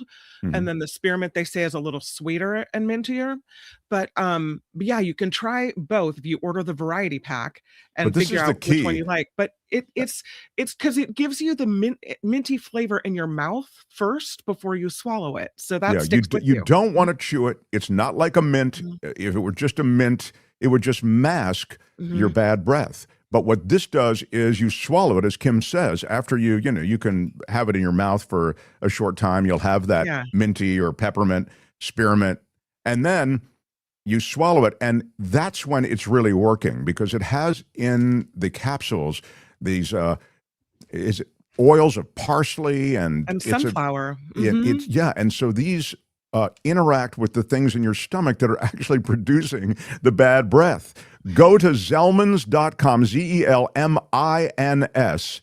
Zellmans.com, and put in our discount code MARKT, and you'll get 15% off your first order. Now, I pop these things 3 at a time. They're great. I drink a lot of coffee. Which one do you use, Mark Thompson? Exactly. I don't want people to smell me coming. You know what I mean? So it's clinically tested. They paid a lot of money for a scientific clinical test. So impressive. And even after garlic and onions, Zellman's works. The next time you meet your grandparent or your grandkids, if you're a grandparent, why not have your breath not be a turnoff? Zellmans, Zelmins, Zellmans.com. Again, Mark T at checkout for 15% off your first order. Welcome to the show, Zellmans, and jump on board, everyone. You will not be disappointed. The Mark Thompson Show. I'm going to share with the good counselor a couple of videos of what's going on in the world of ICE on the streets of America. But first, let me introduce him. He is one of the esteemed legal analysts in all the English-speaking world. You hear him on London radio and see him on the BBC, on Fox News Channel, on News Nation, on television stations from New York to Los Angeles to San Francisco. He is the former federal prosecutor, now a defense attorney in Southern California, the brilliant David Katz. Great to be with you, Mark. Always good to see you, sir. I want to start by showing you a couple of incidents involving ICE agents and what they're doing on the streets of America. So, Albert, if you would please, the ICE, whatever you have up is fine, but I think the ICE, go ahead. I see it in the gate. Whatever you have up first. This is ICE on the streets of America, David Katz. Don't! Please, my God, my kids are in the house. In their own garage, these people are confronted. My 2 kids and my son, please. And my son, please. They come in with full military garb for those who are just listening. Okay. All your kids now. I will, please. I want to hear my kids. Family with children, all at gunpoint. My kids! Come on! Oh my God, my kids! They're pointing the guns at these people. Oh my God! You guys, my kids! Come on, come. Oh my God, you guys are oh my God! You guys, my God! Why? Why? My son is a citizen. We're citizens. My son is a citizen. We have paperwork. We have all the paperwork. So that is one incident, and it's adjacent to one other. And then I want to get some thoughts on warrants, the lack of warrants, etc. But Albert, play the one clip, which is the story of this little Liam Ramos. Go ahead. Who was detained Tuesday along with his dad as he returned home from preschool. The school released a photo showing a masked agent standing next to Liam, who was wearing his backpack and a blue winter hat with bunny ears. About 20 minutes later, Liam's older brother arrived home from middle school to find his younger brother and father were gone. School officials say Liam and his father have been sent to a detention center in Texas, more than 1,000 miles away. School officials also say ICE agents tried to use Liam as bait by asking him to ring the bell to his home to help agents detain additional people. One of Liam's teachers said in a statement, quote, "Liam is a bright young student. He's so kind and loving, and his classmates miss him. He comes into class every day and just brightens the room. All I want is for him to be back here and safe." This is devastating. A medical exam. This is devastating, David, and it is, as an American, so grotesque. Speak to this and speak to the ruling concerning the use of warrants and the lack of a need for warrants when pursuing many of these ICE interdictions. Well, it is so grotesque, and all of us who care about our country and what it stands for and what we mean to the world, this so-called American exceptionalism. I know it's easy to make fun of that, but that was always an expression that meant that we would try to rise to a higher level. We would try to be generous and a model of democracy and caring to the world. This, of course, is the anathema of that. This is the total opposite of it. What happened with this boy, this 5-year-old boy, is absolutely disgraceful. And, you know, this is a pattern where they abduct people from various places, and then they immediately send them to Texas and Louisiana. One reason is to make it hard for them to get a lawyer, make it hard for them to get any kind of relief before they actually get deported, and to put them in these very conservative state courts or federal courts. Let me put it this way, federal courts in very conservative states like Louisiana and Texas. Using him as bait is utterly inappropriate. And the DHS has denied it. You can take all their denials with a grain of salt.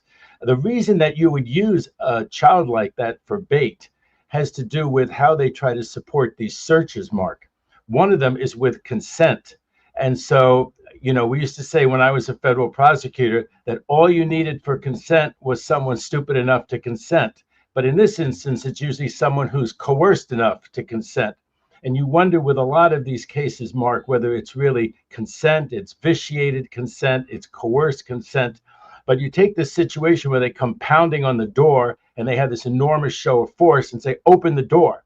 And you then open the door and they argue to courts with a straight face that you've consented. You could have kept the door closed, but you opened the door. You consented. They argue that with a straight face, and many judges in America rule in their favor that that's a consent search.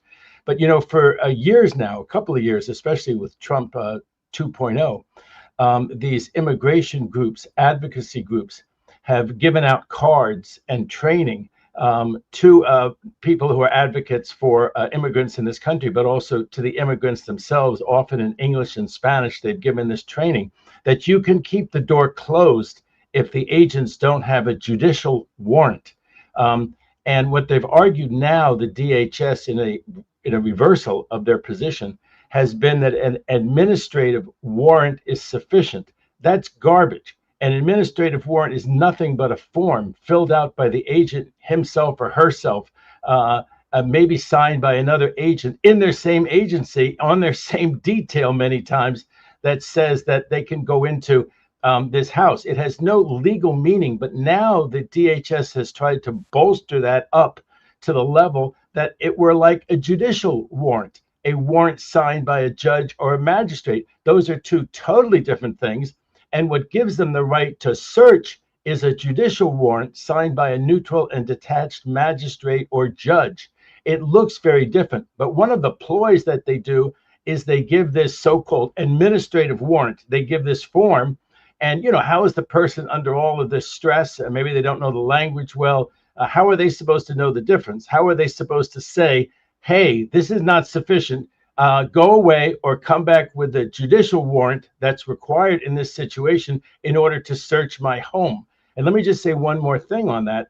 The training and the manuals tell the ICE agents that they may not go into a home unless they have consent, which I already said is usually very fraught to the extent it exists at all. Or there are exigent circumstances, the situation where there's hot pursuit and there's been a crime out on the street and the agents see it and they run into the home before the situation gets even worse. That, again, is usually not the situation here. The situation here is that they appear with paperwork, which is not a judicial warrant. It was always trained, and it was in these manuals, that they may not search in that situation. They can knock on the door, they can do things properly. And of course, they used to always say that they did things properly, but now we have body cams. We see how improperly they're often acting, like in the videos that you just showed me. So to sum it up, under Trump 2.0, they changed the training, they changed the manuals, they take all of these untrained right off the street. You call them like nightclub bouncers. That's on a good day that they act as well as nightclub bouncers are scared of liability for the bar. They actually are probably better trained than the ICE agent. So they come up all gung-ho, and they've been trained now that they can actually go into a home and arrest somebody inside the home based simply on a piece of paper, and that they do not have to get, this is how they're trained now, that they do not have to get that. Now, you might say, well, this should have been incredibly controversial. Congress should have looked at this. The whole world should have looked at this, but DHS did it secretly. It turns out that in about May, they promulgated this new guidance. Only the political officers at DHS, they tried to keep it away from all of the career employees over that. They said to the new agents, doesn't matter, new officers, doesn't matter what's in your manuals, doesn't matter that it says there that you have to have a judicial warrant signed by a magistrate or judge in order to have a search, unless there's truly consent. And they trained them the other way, and then it finally leaked. Some whistleblowers leaked that manual, but that new manual, that new guidance was not even disseminated properly. They would show it to people. It's like a bad mafia movie. They would show it to people and say, read this and give it back to me. They wouldn't allow copies to be made. Why would political officers at DHS not even allow copies of this new instruction to be made? Because they knew it was illegal. They knew they were going to get in a ringer over it. And now the whistleblowers have revealed it.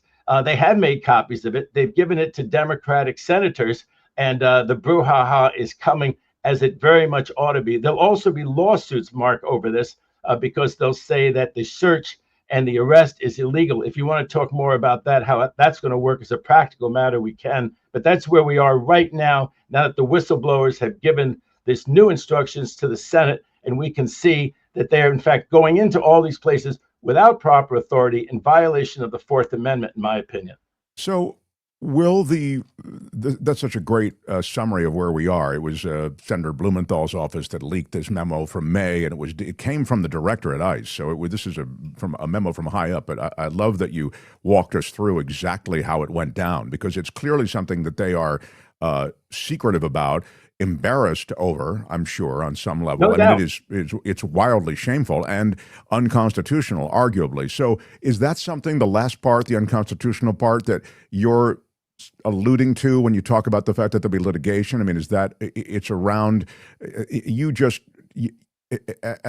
of the, I think, cornerstones of being an American is knowing that they can't just bust into your house without a warrant, without probable cause or a warrant to give them the right to do so. And now we see them running amok and not needing virtually any paperwork. They can concoct it in any ways they want and basically do just that. Well, Mark, when we became the United States of America, we had a constitution. It went around to get ratified. And people said, well, that's very nice that it says each state shall have 2 senators. And it said that you have to impeach these officials within the government. But what does it do for me? How about my rights? These Americans said 200 some years ago. We're celebrating it right now, 250 years. What's in it for me, the average person in America? And what was in it was the Bill of Rights. This is not some old thing from 200 and some years ago. This is as live and vital as anything that happens to us in this world today. And the Fourth Amendment is, of course, a bedrock of it. And the originalists are kind of stuck with having to enforce the Fourth Amendment because this is right there in the Constitution, that it says that there shall not be unreasonable searches without a warrant. A warrant did not mean a form filled out by the agent and maybe signed by his supervisor before they went into your house. It meant that a judicial officer, it meant that a magistrate or a judge, state or federal, would sign that and find probable cause. Ahead of time, they had to say there was probable cause to go in there. Now, their argument is that those people have been the people that they're going into their houses now with just a piece of paper and not with a judicial warrant. And if they don't consent, their argument is not that they coerced consent, which is actually what the argument turns out to be in a lot of cases. And as I say, unfortunately, a lot of judges take what's really obviously coerced consent. You know, people are scared they'll break down the door. A lot of times these people will live with someone who's not in any kind of trouble. So now they're pounding at the door, they're screaming, they have guns pointed to you outside, they're saying, open up, open up. You know they're going to break down your door. They're going to make the life miserable for the other person who's living there. You open the door. Is that really consent as anybody understands consent? It's obviously just giving in to that kind of immense pressure. But now they say, even in that situation where they break down your door, where you're saying, don't come in, you need to go get a judicial warrant, they say they can come in anyway because of this administrative warrant. That's going to be their position.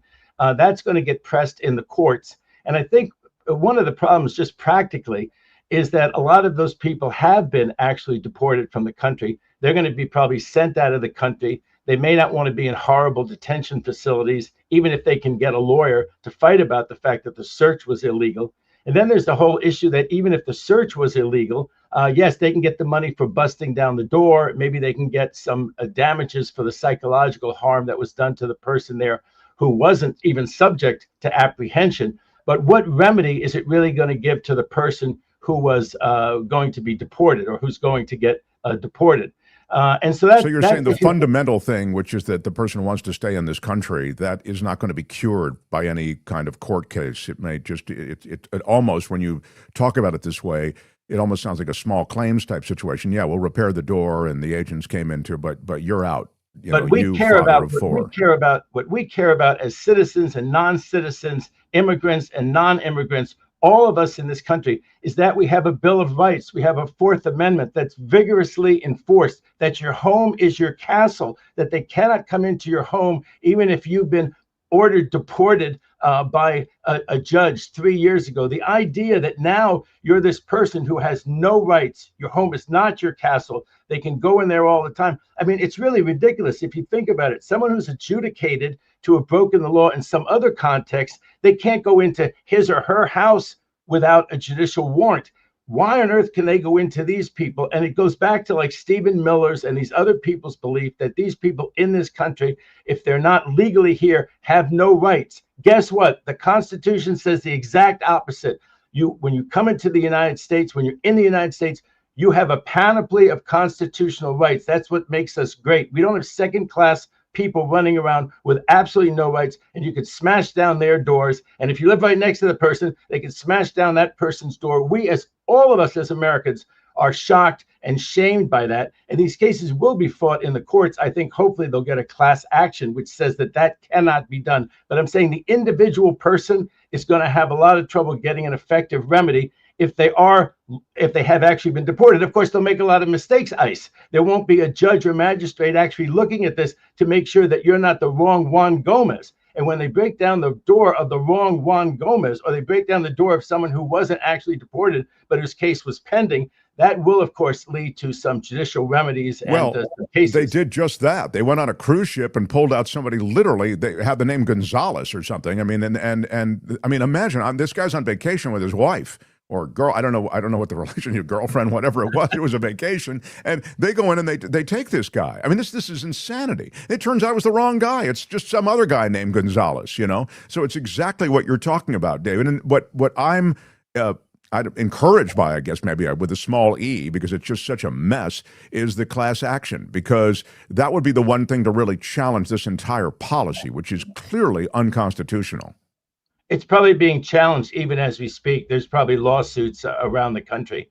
It really depends where these lawsuits were brought. And if I can just take a Katz on the 8th Circuit, when I was on with you last week, Mark, I said, watch out, Minnesota, because they're going to do all of these outrageous, egregious things to you, and then they're going to be reviewed by the 8th Circuit Court of Appeals. Poor Minnesota and Minneapolis, they're the only blue state in the entire 8th Circuit. The rest of the states in the 8th Circuit, and where the appellate judges are coming from in the 8th Circuit, are the Dakotas, Nebraska, Iowa, Missouri.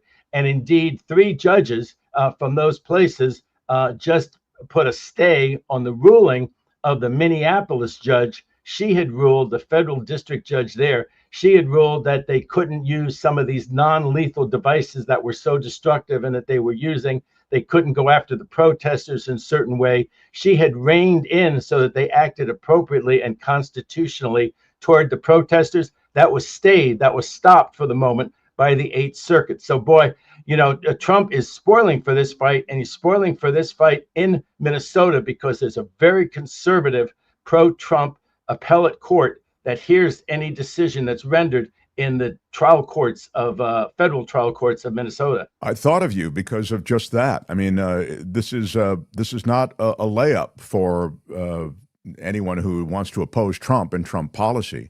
There's one thing that's happening, though, David, I thought quite interesting, and maybe a sign that, as you suggest, the courts don't rule for Trump much of the time. The effort to seize control of the Fed by getting rid of Fed Governor Lisa Cook over those bogus charges of the mortgage fraud.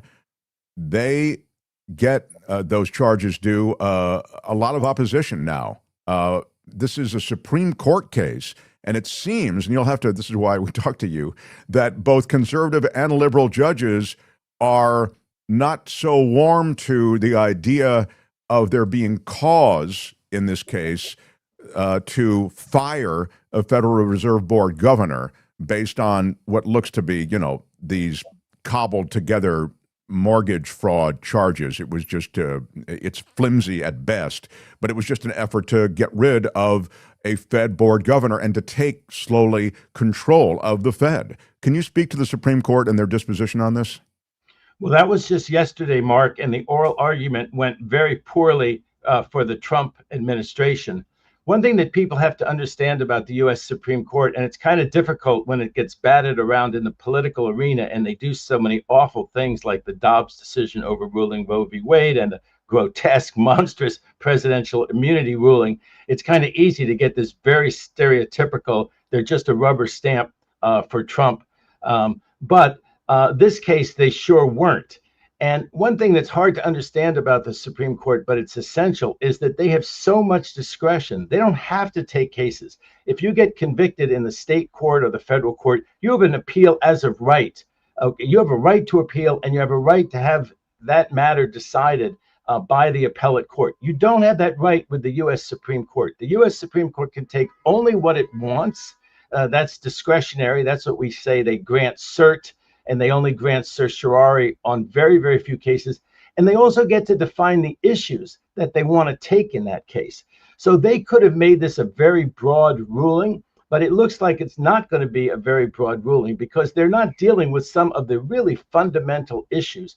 One of the really fundamental issues is if there's this imperial presidency, if there's a unitary executive, that means that the president gets to execute all the laws, and if you don't like it, vote for another president.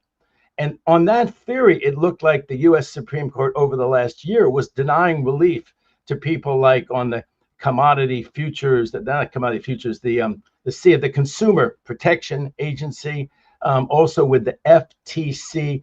It looked like they were saying these independent agencies are not really functioning independent agencies. They're all things that the president could do. And then they had this statement in one of those cases which said, well, the Federal Reserve seems different. And just from an analytical point of view, if the U.S. Supreme Court wanted to take it all, take the whole loaf, they would say, wait a second, the Fed is no different from any of these other independent agencies. The president, if the executive function is to do the laws, and if Congress hasn't set forth, let's say, the interest rate, why can't the president set the interest rate? And that, of course, shows that's the reduction to the absurd of the argument. That shows why, in my opinion, these independent agencies are just fine. We've had them for 100 years, and all of them, the Environmental Protection Agency, the Federal Trade Commission, and the Federal Reserve, all are entitled to be independent agencies, and therefore it follows that Trump cannot just fire any members of those, any of the high members of those commissions, not Federal Reserve governors, not FTC or EPA commissioners. None of them can he fire without cause. But yet this issue, they've not taken full on like that. They've actually only taken one small issue in it, which seems to be whether during the litigation, whether during the trial that Cook can have one day, if the government really keeps pursuing this against her, can she stay in her job or not? So this whole case has come down to whether she can be fired or not. And the Supreme Court made it very clear that she cannot be fired. If she can't be fired because they haven't shown good cause, that's one possibility of what they might rule. Can she be fired because there has to be some good cause determined by somebody other than the president? And if so, in what form? In a civil form? In a criminal case by being convicted? What is the process that she's entitled to before this cause is found? Or is the problem that there are no independent agencies after all, and there really is a unitary executive? On one of those bases, they might eventually hold, and that would be years from now because it's up to the Supreme Court. So what I'm trying to say here is that it's quite clear from the argument that they're going to send this case back for some further fact-finding. They're not going to rule that she can be fired. In that sense, it's a huge loss for Trump because he's staked, so much of his prestige and reputation on "you're fired," and he loves that thing from his old TV show, "You're fired," that he could just send out a tweet and fire her.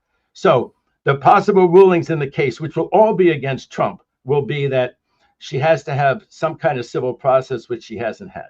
She has to have a criminal conviction first before they can find cause against her. She has to go through the appellate courts and have all these things decided before it may or may not ever get taken again by the U.S. Supreme Court. And in that sense, the Supreme Court is going to stand up for the independence of the Fed, because what matters to investors, what matters to the people in the world is, can he just fire a Federal Reserve governor? Because if he can just do that, nobody trusts that we're going to have interest rates that are set based on the economics of the situation. They're going to be based on every president wants low interest rates because it helps every president in the election or re-election.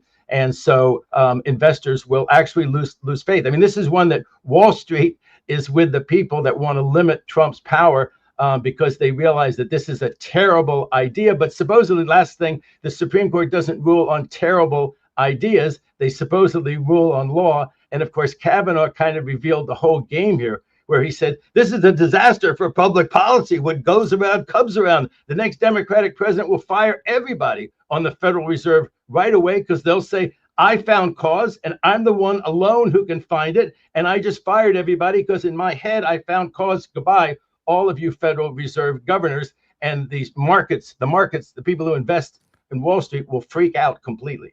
Yeah, and Wall Street, very much a part of the investment community internationally that finds stability in the U.S. And one of the aspects of that stability is that the Fed operates independent of the authoritarian, in this case, Trump. And so, this is, again, the mad king who is likely to do any number of things, from demand the takeover of Greenland to demanding the takeover of the Fed. This is a guy who seems to be acting in an unrestrained way. And so at least this Supreme Court oral argument process would suggest that he will be restrained in this one area.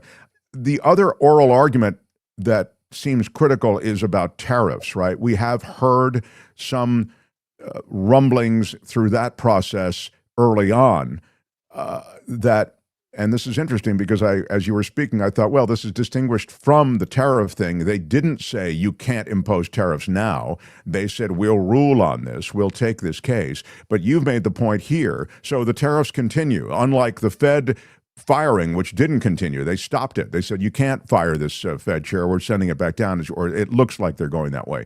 But in this case, David, I want to revisit the tariffs because, again, they've been used as a cudgel in Greenland situation. The Trump is swinging these tariffs around over the head of the NATO alliance. Now he's pulled back on it, but it continues to be his go-to flex.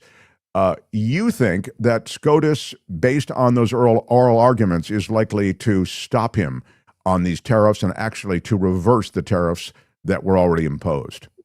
I listened to Rothman yesterday. I've got Rothman on my side on this one, Mark. You've still got the economist bot that says that the money is still coming in, that they will affirm. But the reason that I think that they are going to not allow these tariffs to stand is because they're based on emergency powers. And it's very clear that, of course, tariffs are a tax. They're a tax on imports. It's certainly what the Constitution means when it says taxes, that includes tariffs, are in the hands of Congress, not in the executive. So the whole argument of Trump is that this emergency, this bill from 30, 40 years ago gave the president power in an emergency to impose tariffs. You didn't think the Greenland thing was an emergency, David Katz? Right. And no one has used that. No president has actually used that power until Trump comes along. And Trump now finds everything an emergency. Fentanyl's coming into the country. That's an emergency that supports tariffs on all these countries around the world that have nothing to do with fentanyl. We have a trade imbalance, which we've had for decades. That's an emergency. Now he wants to take over Greenland. That's an emergency. So I think, if anything, recent events will even strengthen the position of those justices on the Supreme Court who say these are non-emergencies. We adjudicate cases. We don't find facts just because the president says they're facts, and that they have a function. They have a judicial review function. Since Marbury v. Madison, they have to decide cases like this, and they're going to decide this one and say the facts do not support an emergency in any way, shape, or form. So Trump is trying to exercise emergency powers when there is no real emergency, and we so hold. And two other reasons that I think that. First of all, the Trump administration has gotten very defensive, and they've said in the last couple of weeks that, you know, if they rule against us, we're all ready to go. We're going to impose tariffs under other laws. And then, of course, they'll have to challenge them. You know, Trump is always good at that. He acts quickly and intemperately, and then the courts have to act very slowly and deliberately, and he takes advantage of the fact that it takes them a lot more time to reverse him than it takes him to impetuously do something. But so I think that's been very defensive, and I wouldn't be surprised, you know, if they had a leak. And I'm not accusing anyone on the U.S. Supreme Court because I don't have any inside information, but I always thought that that leak of the Dobbs decision, the famous Alito opinion that leaked, I always thought it was one of the U.S. Supreme Court justices, probably one of the conservatives, who leaked it. And once they had a huge investigation decades ago to figure out what this leak was, and it turned out the leak was in Chief Justice Berger's speech that he gave to a bunch of conservative lawyers. So I think this leak, if there's been a leak, and it would certainly be consistent, Mark, with there being a leak, that they suddenly got, well, it's no big deal. So if the Supreme Court, remember, it was going to be the fall of Western civilization or the planet or something like that if they ruled against Trump on the tariffs. That was one of Trump's earlier statements like 6 weeks ago. Now, hey, it's no big deal because we're going to impose a whole bunch of tariffs under some other laws. So that's one thing. And I think that the reason there's been the delay, because this wasn't an argument just yesterday, this argument was weeks and weeks ago by now, and they're still allowing the collection of the tariffs. And that's a whole other thing that we won't spend the time on right now. But they can all be disgorged, not to us poor consumers, but at least to the importers. They've all been asking for refunds. So the whole time, when they pay the bill, they also put in a form. Just about all of them, except the very small importers, say, by the way, we're paying this under protest, and you owe us $17 million and 22 cents for the tariffs that you just collected from us that you shouldn't have been allowed to collect. This is important what David's saying right now, because the point is that, you know, whatever crazy mess in returning the money is revealed with some SCOTUS decision saying that the president can't impose these tariffs, that crazy mess can be handled because there is paperwork to follow the bouncing ball back to getting people the money that they paid originally to pay these tariffs from the very first hours of their imposition. So I think that the reason that there's been more of a delay than people expected, even though they keep collecting these tariffs, you think, why doesn't the Supreme Court stop the collection of the tariffs if they're going to rule that they can't be collected under this misuse of emergency powers? I think it's because Chief Justice Roberts is trying to get more of a consensus. I think he'd like to have that not be decided 5-4. And I think that some of the people who might have concurring or even dissenting opinions, he's trying to think, look, let's try to tailor this in a way that we get 7 votes. It may be impossible to get Thomas's and Alito's vote. They seem to be willing to do just anything that Trump wants. You know, I had the joke when they asked Greenland if they want to be part of the United States, say, and be bossed around by the South, be bossed around by all these states like the Dakotas with no voters, and have Alito and Thomas decide our legal cases. Right now, we have the Danish Supreme Court with trained jurists who come up through the ranks and are the smartest kid in the wannabe judge class. We're going to have our cases decided by Alito and Thomas. Please don't make us join the United States. Yeah, that's definitely a step down. You're right. I want to just quickly touch on the impeachment. And when I say impeachment, I don't mean impeachment of Trump. I mean the impeachment attempts that are underway to go after some of these federal judges that are ruling against Trump. So the way to go after rulings that don't go Trump's way is to go after the judges that make those decisions. And that's what's happening. Mike Johnson has been talking about it. Ted Cruz has been talking about it on the Senate side. Could you spend a minute on that? Yes. So there have been very, very few impeachments of federal judges. And of course, we all focus more on the impeachments of presidents, the famous 2 with Trump, and there was one of Clinton. All situations where the Congress was of the opposing party and the Congress voted for the articles of impeachment, and then there had to be a trial in the Senate, and there had to be a 2/3 vote in the Senate to actually remove the person. And so it's very confusing. Some people talk about impeachment as though it were the vote by the Congress, but actually you get impeached by the House and you get convicted on a 2/3 vote by the Senate. Well, this never happened with a president, almost happened with Andrew Johnson after the Civil War, but it has happened with 8 or 9 judges. Some of them just, didn't pay their taxes. They were clearly guilty. They lost all their appeals. They said, okay, now it's time for you to resign. And the federal judge says, I don't feel like it. And they took them to the impeachment process and they were impeached by that 2/3 vote. So that's what they have in mind to do to a couple of federal judges. Now, I listened to some of the proceedings. I'm a working lawyer and I'm also on your show, Mark, and these other shows, but I do listen to C-SPAN. And so I happened to listen to the C-SPAN show, which had Cruz. He's the head of some subcommittee on judges. And he had some experts, right-wing, the kind of right-wing experts that he had on. Even one of the right-wing experts had to concede that a judge has not been impeached and removed in 100 years, Mark, in 100 years because of the content of their rulings. It's been, as I say, because of things like 150 years ago, someone just refused. I think what this judge did was if he didn't like the lawyer, he disbarred them. So you'd come into his courtroom and he said, you're no longer a lawyer, I'm disbarring you. And he disbarred a lot of lawyers he didn't like. Well, he got impeached. And then there's the ones who didn't pay their taxes and got convicted, and they got impeached and removed. But something like this has never happened for over 100 years. And this right-wing scholar was saying, well, it happened 150 or 200 years ago. But this is totally radical and out beyond the pale to say, we don't like your rulings. Now, you might wonder, what rulings didn't they like? Well, one of them is Boasberg, this chief judge. And he's the one, first they wanted to impeach him because he ordered that plane to turn around, the one that was going to that hellhole down there in Central America. So he's one of the ones that they want to remove.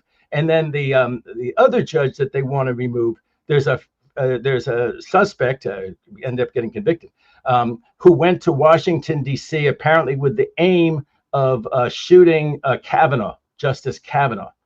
He got caught. He never got anywhere near shooting Kavanaugh. He never shot at Kavanaugh. He never wounded Kavanaugh.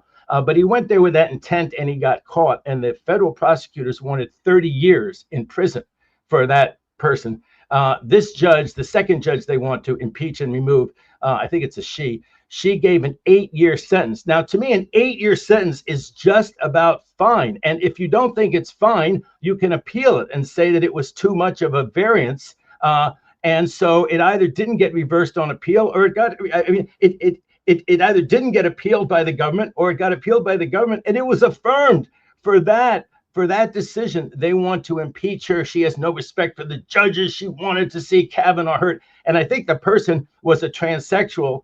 So she made some comment about that. So they tried to wrap that all up, Mark, in trying to remove these two judges. They're going to get nowhere with it. I think that probably maybe on Boasberg, there's enough of, I don't think that they're going to ever get a majority. You know, they're so thin for their majority in the House. I don't think they'll get a majority even to send it over to the Senate. But assuming they do, neither one will be convicted. But I want to say one last thing on this, because people say that the Democrats are too nice and they don't have the vision to do the sort of things that the Republicans do. If the Democrats are back in power, there are some hard Trump judges around this country who totally ignore the law. This tariffs decision was 2-1, Mark, or one of the decisions that they're about to, Cook was 2-1. There is a judge on the DC circuit appointed by Trump who would remove her. I think the vote may be 9-0 that she can't be removed, but there was some judge that was so pro-Trump, so in the bag for Trump, that judge would have removed Cook. It was 2-1 not to remove her. Now, judges like that who defy the law, and it can be shown that they defy the law, and they get repeatedly reversed because they have a political agenda, that's something that, of course, the Democrats could look at. I'm not saying that, tit for tat, but in the appropriate case, I'm telling you, they make a precedent that Boasberg and that female judge should be impeached and removed. They make a precedent for that. As Kavanaugh memorably said yesterday, what goes around comes around, the law of the universe. Yeah, boy, you're right. And that really does speak to where we are. Be careful. The same sword that is wielded, once can be wielded again from the other side. You think these Republicans right now would think about that? You think of the things that Trump is doing. There's no reason why a willful Democrat couldn't do that. A lot of the things that he does, he claims he can do without having the Congress. So he could be a Democrat who wins with an all-Republican House and Senate and try and do them by executive orders. Think of what Trump has tried to do by executive orders without involving Congress at all. Could a Democratic president do that? Are they making a precedent for that? I think that there's an understanding, I know we're out of time, but just to run that out, I think there's sort of an understanding, maybe it's accurate, maybe it's not, maybe it's an old school understanding that needs to be updated, that Democrats just really don't play that way. They just don't. That this is this power grab is a far more GOP-oriented move. The new GOP is about getting power, retaining power, eliminating. It's almost Steve Bannon-esque, you know what I mean? Wipe out the enemy. There are a lot of military references. There are a lot of references to domination and complete dominion over everything. There's almost a religiosity, a militarism that has now, I think, infected our politics, and particularly on the GOP side. There's a sense that, yeah, we're the stronger party. We'll grab this and we'll take our chances because they're just a bunch of weaklings. They don't play like we do. But, that they shouldn't necessarily come to that conclusion. You look at someone like FDR. I mean, FDR changed the whole foundations of government. And then LBJ, to his credit, with the Civil Rights Act. That was, as Biden would say, a big effing deal.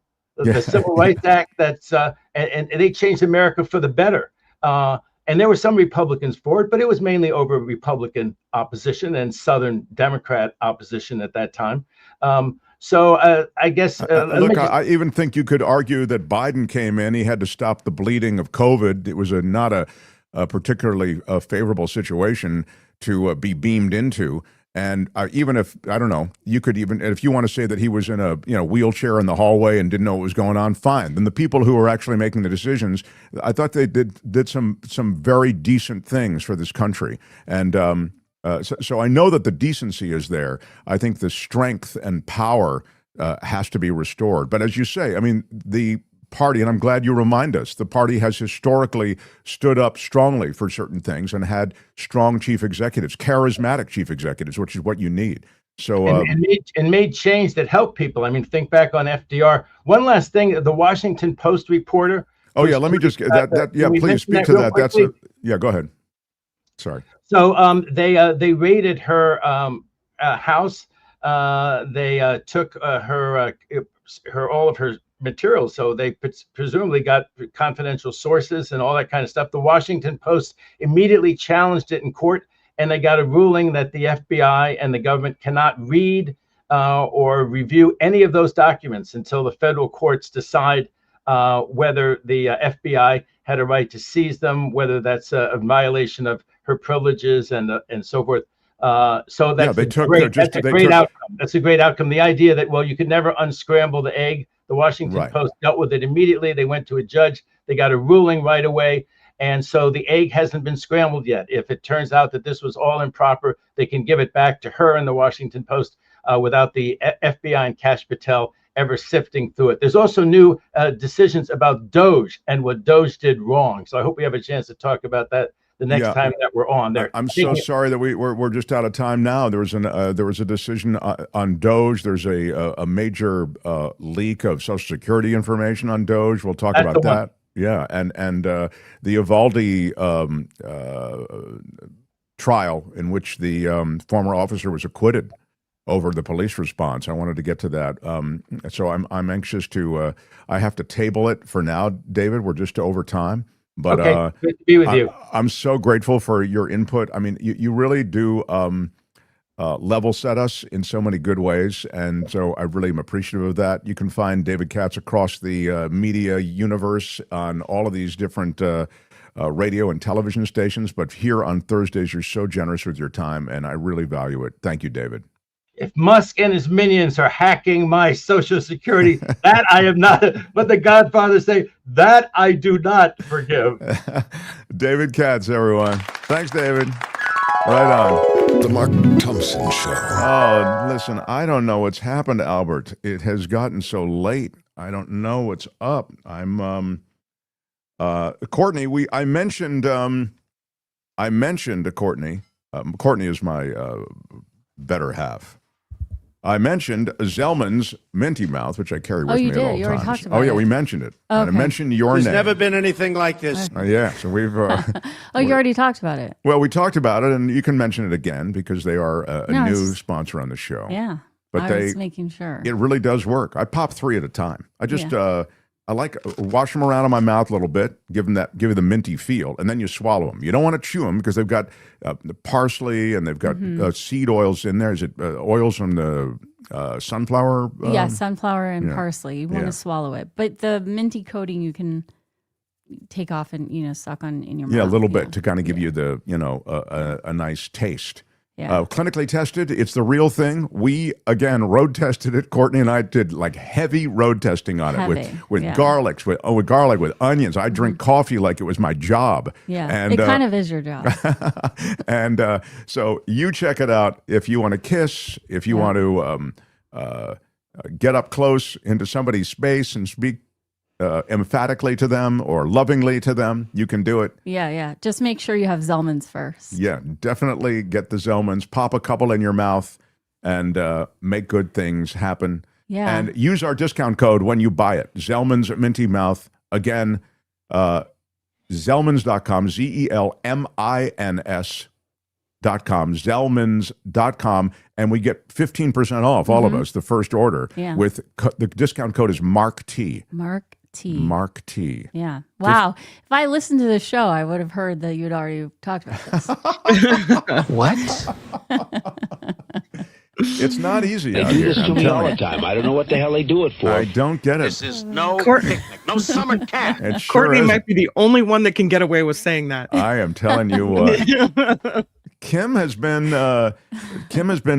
buffeted today, been bumped around today a little bit. It was last hour, because we had a guest on who said that they didn't get the link because Kim didn't send it. And I sent it. Maybe I had the wrong email address. I don't know. Yeah, I don't know. But she does. I blame you. Yeah, she blamed me. Kim blamed me. So which is all My right. bad. I'm sorry. It was fun. I didn't really have a problem with it, but poor Kim was having to take one there. It's tough when the guest calls you out. You're like when I call out Kim, she can blow back at me. Yeah, you know what I mean? Yeah. But when the guest calls out Kim, it's like you got to just sort of. Well, the good news is we're rehashing it now. And I also want to know what happened to the pictures I was supposed to see this week. We thought it passed, but it hasn't. Nothing passes on this show. It was great. I loved it. All right. So, Courtney, good. Well, I'm thank you for glad. stopping through. Of course, I really appreciate it. Yeah. I don't mean Mark, to interrupt. are you here? I mean, yeah. Yes, he's here. Hello, Mark. Wow, I haven't heard that. That's yeah, great. it's a new drop. His Trump at the Davos. Mark, are you here? Yeah, right. That's the one. Well, that went over well. So yeah, Trump at Davos was he was a real winner. You know, Courtney, we adore you. Well, thank you for having me. And we look forward to your next visit. Oh, thanks. So, Courtney, everybody, thank you. Yeah. Kim, the clock on the wall says that 106. our time is that specific time where Kim is on the. Mark, are you here? Yeah, I am going to wrap up things. Courtney has that radio voice, says somebody.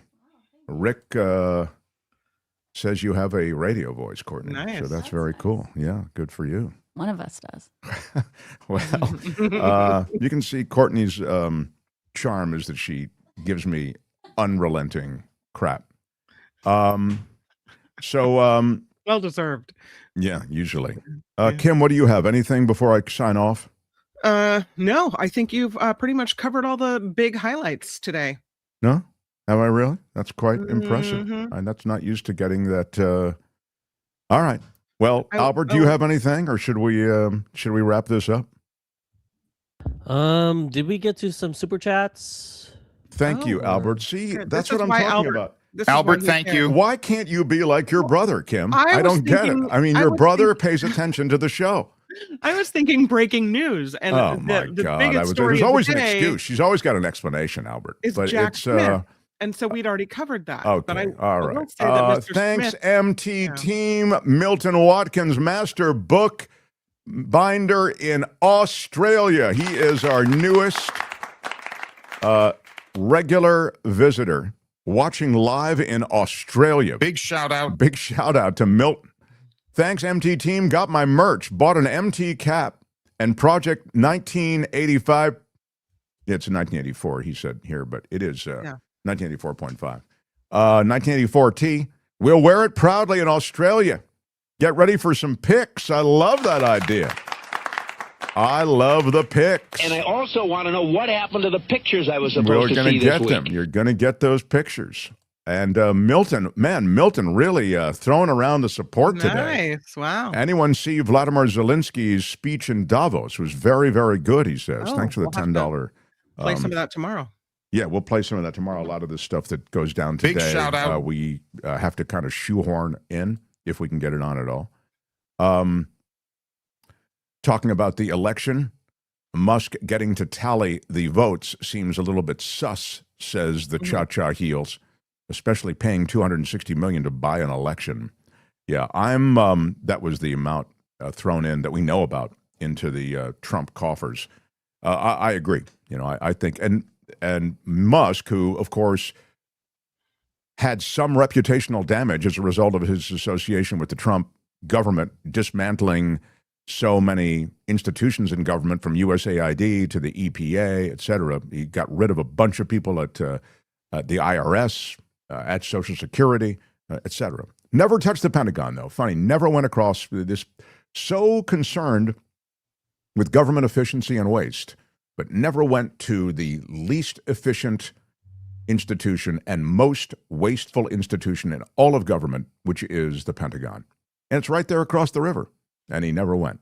So, So anyway, Trump and Musk were the unholy alliance for a while, and then Musk stepped back, as you're aware, because he did some reputational damage to his brand. Now he's back in. We can talk more about it tomorrow. Kim will give you all the details on the political race that Musk is funding. But that's a little bit of a look back at Musk.